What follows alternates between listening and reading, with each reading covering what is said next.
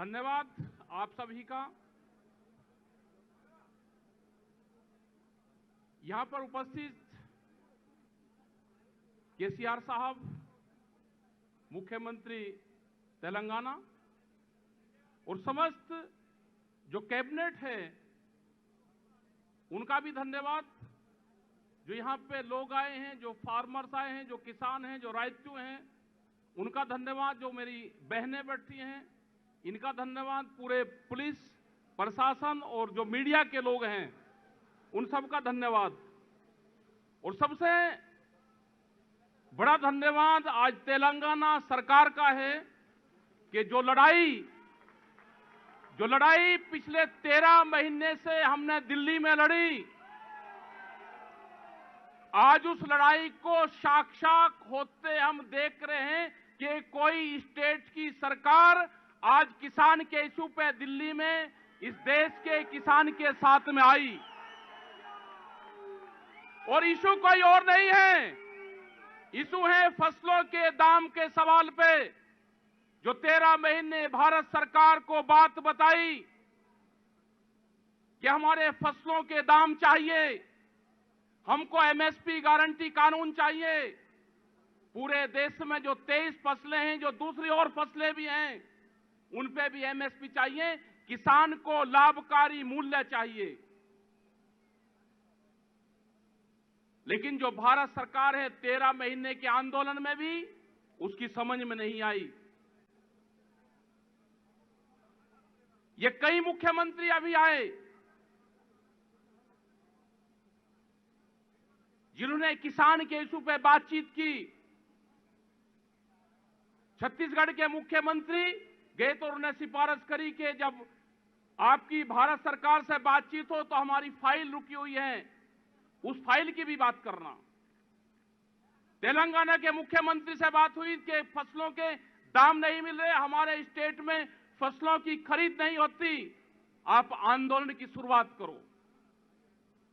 ममता बनर्जी से बात हुई, उन्होंने कहा कि फसलों की खरीद नहीं होती, आप बातचीत करो। देश में हो क्या रहा है? मतलब किसान ऐसे ही मरता रहेगा? किसान आंदोलन करेगा तो उसके खिलाफ पर्चे दर्ज होंगे। किसान अगर आंदोलन की बात करेगा तो उसको ईडी और उसके जो भी उसके चमका आएंगे, कोई अधिकारी आएगा तो उसके खिलाफ पर्चे दर्ज होंगे। क्या हालात ये होंगी कि देश में अगर किसान की, मजदूर की, गांव की, आदिवासी की बात करना कोई इस देश में गुनाह हो गया? क्या इसकी कंप्लेंट कहीं यूएनओ में करें? लेकिन ये देश का किसान कमजोर नहीं है, ना था और ना है। ये देश का किसान लड़ेगा। जो उसकी लड़ाई है, जो उसके हक हुकूक है, उसके लिए लड़ेगा। फसलों के दाम चाहिए, गारंटी कानून, एमएसपी गारंटी कानून। जब एमएसपी की बात करते हैं तो कहते हैं जी एग्रीकल्चर स्टेट का सब्जेक्ट है, कि स्टेट वाले खरीद करेंगे। स्टेट वाले जब 500 रुपया ज्यादा देते हैं तो उनकी खरीद बंद करते हैं। यह अन्याय है किसान के साथ में। और एक और बड़े आंदोलन की देश में जरूरत है। आज हमको प्रेस वाले जैसे ही इनसे बाहर जाएंगे तो प्रेस के लोग कहेंगे जी आप तो पॉलिटिकल मंच पाए। लेकिन यहां कोई पॉलिटिकल मंच नहीं है। जो देश में किसान की बात करेगा हम उसके साथ खड़े होंगे। ये कोई पॉलिटिकल नहीं है। यहां के आज जो मुख्यमंत्री हैं वे कोई पॉलिटिकल नहीं है, वे किसान हैं, वे राइतू हैं। यहां के जितने भी मिनिस्टरी बैठे हैं वे सारे किसान हैं। धान उनके सामने पड़ा हुआ है। जो पेड़ी है वो उसको लेकर आए हैं। ये कोई वोट मांगने नहीं आए यहां पे, ये मांगने आए, अपनी फसलों के दाम मांगने आए हैं। और हम धन्यवाद देना चाहते हैं ऐसे मुख्यमंत्री का। हम स्वागत करेंगे, उसके मंच पे हम बार बार जाएंगे। जो मुख्यमंत्री किसान के इशू पे अपने स्टेट की पॉलिसी के लिए दिल्ली में लड़ेगा, भारतीय किसान यूनियन और एसकेएम उसका हमेशा साथ देगी। अभी बहुत से इशू आएंगे। बिजली अमेंडमेंट बिल आएगा, उसमें पता है आपको क्या है? अगर कोई किसान 2 पशु अपने पास में रख रहा है तो उसको कॉमर्शियल कनेक्शन लेना पड़ेगा। ये बिजली अमेंडमेंट बिल में है। क्या कोई किसान जिंदा रह जाएगा? 2 पशु अगर होंगे तो किसान जिंदा रह जाएगा, कॉमर्शियल कनेक्शन लेगा।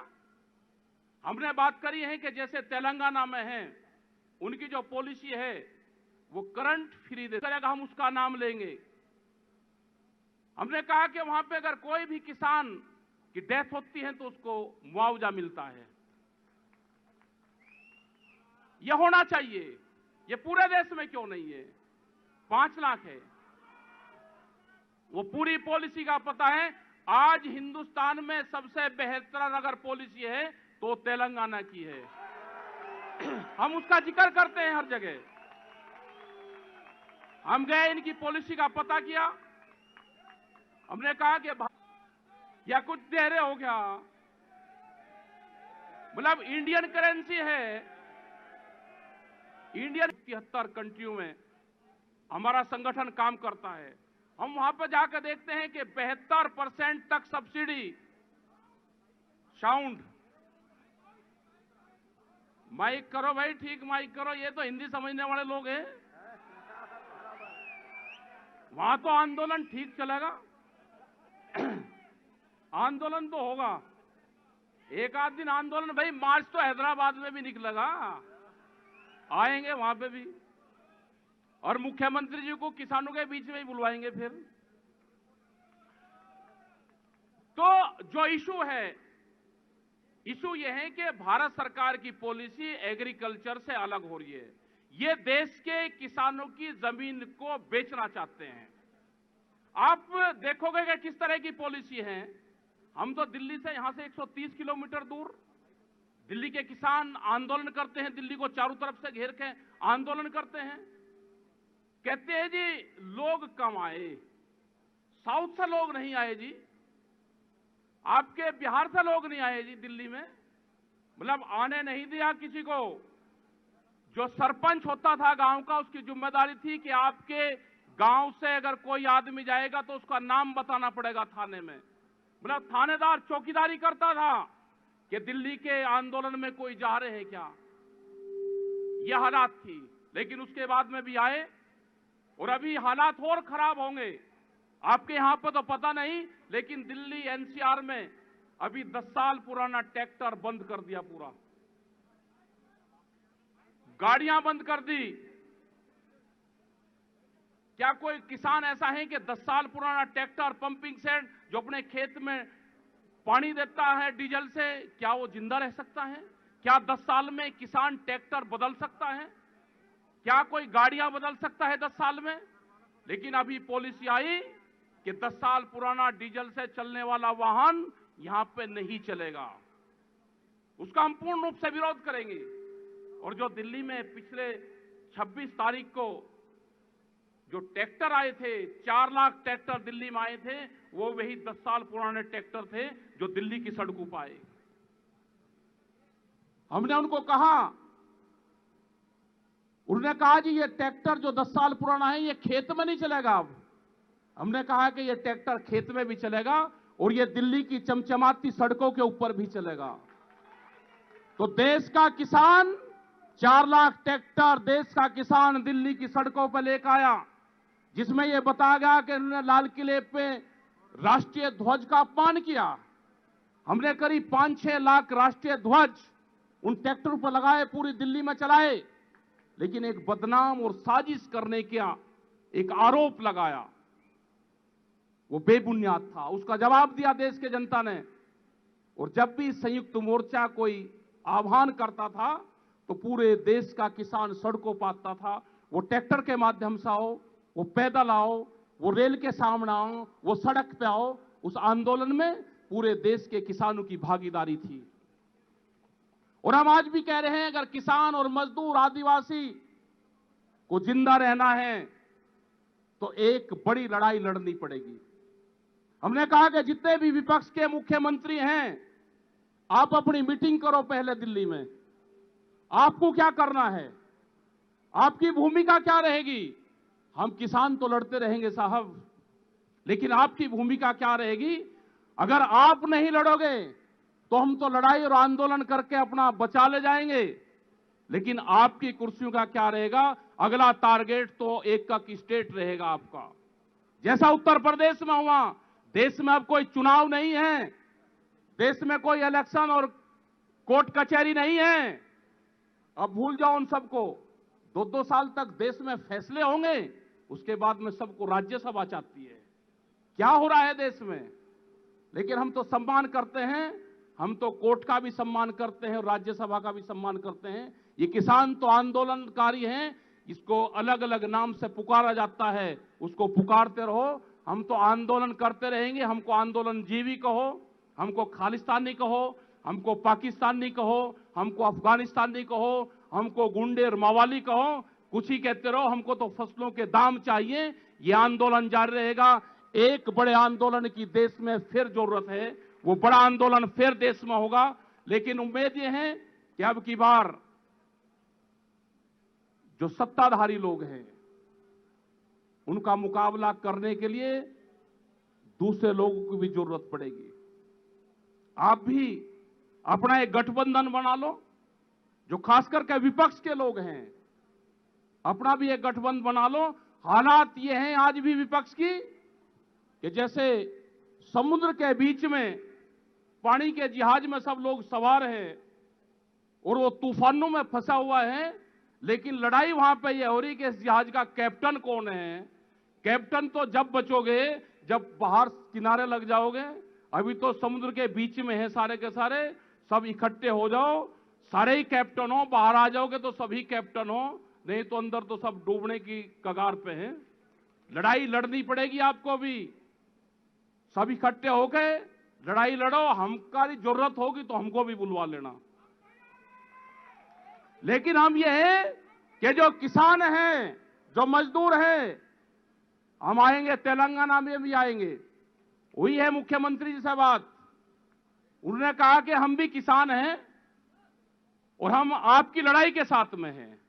तो मैं धन्यवाद देना चाहते हैं कि जिन्होंने किसान, अपने आप को किसान बताया मुख्यमंत्री रहते हुए, तो हम आपकी लड़ाई लड़ेंगे। आप अपनी सरकारों की लड़ाई लड़ो और किसानों की लड़ाई हमारे पर छोड़ दो। हम वो लड़ाई लड़ेंगे और पूरे देश भर के किसानों को इकट्ठा करेंगे और एक नई एग्रीकल्चर पॉलिसी देश में लागू हो। एग्रीकल्चर पॉलिसी क्या होगी, किसानों का हक में क्या होगा, देश में जो बेरोजगारी है उसका क्या होगा, महंगाई पे क्या हाल होगा। आज क्या हाल हो रहा है, पेट्रोल के, डीजल के इसके क्या रेट हैं, गैस के सिलेंडर का क्या हाल है, महंगाई, एजुकेशन के इसके क्या हाल है, मेडिकल फैसिलिटीज का क्या हो रहा है। लेकिन उसकी तरफ कोई ध्यान नहीं है। ध्यान सिर्फ एक बात का है कि हिंदू मुस्लिम करवाओ, लोगों को फाड़ो, इनमें लड़ाइयां करवाओ। सरकार तो ऐसी नहीं होती थी कि झगड़ा करवावे, लेकिन आज चल यही रहा है कि झगड़ा करवाओ, वोट लो, झगड़ा करवाओ, वोट लो। इससे नहीं काम चलेगा। काम चलेगा फसलों के दाम से, एमएसपी गारंटी कानून से। जो एक समझौता हुआ था हमारा दिल्ली में, उस समझौते में यह था कि एमएसपी गारंटी कानून पे एक कमेटी बनेगी। उस कमेटी के लिए हमने बात की तो उन्होंने कहा कि अपने 2-3 लोगों के नाम दे दो। हमने उनको चिट्ठी लिखी कि इसका रेफरेंस बताओ, पूरा कमेटी में कितने लोग होंगे, इसका अध्यक्ष कौन होगा, इसका कार्यकाल कितने समय का होगा, इसको क्या पावर होगी। चिट्ठी का जवाब देने से मना कर दिया, कोई जवाब नहीं दिया।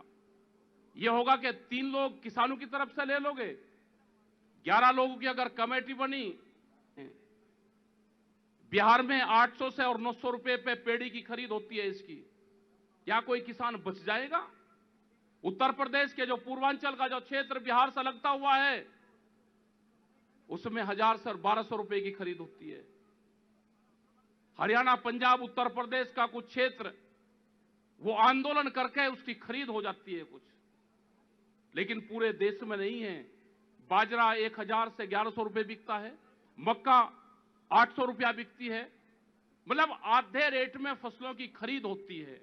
इसलिए देशों को बुलवा के इस आंदोलन का सपोर्ट किया और दिल्ली के ताज को यह बताया कि हम कमजोर नहीं हैं।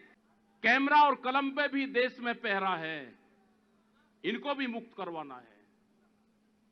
जो भी प्रेस के लोग अगर पक्ष में लिखेंगे तो जैसे मध्य प्रदेश में हाल हुआ इस तरह का हाल होगा।